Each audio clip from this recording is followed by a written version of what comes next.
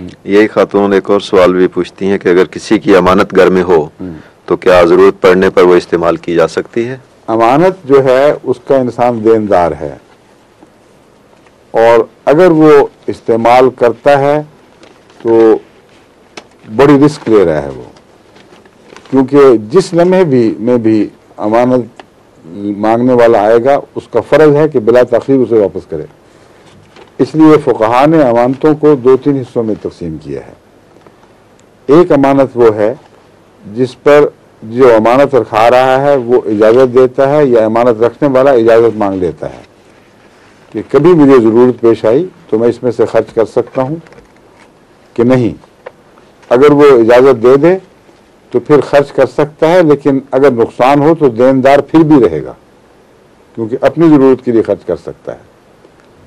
میرے ساتھ بھی ایسا واقعہ کہ 1-2 دفعہ پیش آ چکا ہے، کسی نے امانت رکھوائی اور اجازت دی خود شوق سے مجھے کہ آپ اس میں سے استعمال کر سکتے ہیں جب ضرورت پڑے، تو میں کرتا رہا ہوں، لیکن اس ذمہ داری کے ساتھ کہ آنے اور پائی کا میں ذمہ دار ہوں، اگر کوئی نقصان ہے تو میں اس کو بہرحال دوں گا۔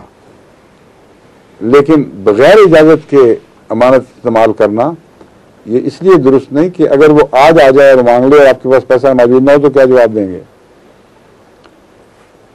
بس ایک امانت ہے جس میں اجازت نہیں یا مانگی نہیں گئی، اس میں تو تصرف درست نہیں ہے۔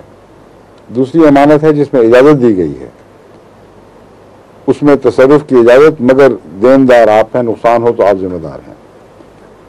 جو پہلی امانت ہے اس میں اگر طبی حالات سے نقصان پہنچ جائے تو آپ دیندار نہیں ہوتے پھر۔ یہ باریک فرق ہے، اس کو پیش نظر رکھ لیں۔ ایک شخص کسی کے پاس 1000 روپیہ رکھوا جاتا ہے اپنے شوق سے، اپنی مجبوری سے، وہ رکھتا ہے، اس کا امین ہے، چور لے جاتے ہیں، اگر ثابت ہو جائے کہ وہ روپیہ چور لے گئے ہیں تو وہ دیندار نہیں ہے۔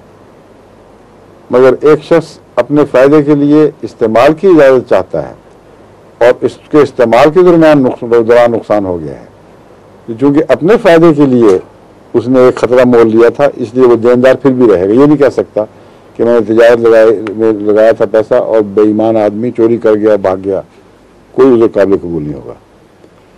تیسری تجارت کی قسم وہ ہے جس میں تجارت کے لیے مال رکھنے والا کہتا ہے کہ آپ اپنی مرضی سے منافع پر لگائیں اور منافع میں میں برابر کا شریک ہوں گا۔ حضرت امام ابو حنیفہ لکھپتی تھے، ان کی محض اپنی دیانت کی وجہ سے لوگ ان کے ہاں امانتیں پھینک جایا کرتے تھے، اور بعض تو لوگ کہتے ہیں کہ اس زمانے کے لحاظ سے بھی کروڑوں روپے کی امانتیں ان کے پاس ہو جاتی تھیں، اور بہت سے ان میں سے ایسے تھے جو لکھ دیتے تھے کہ آپ کو اجازت ہے، جب چاہیں استعمال کریں۔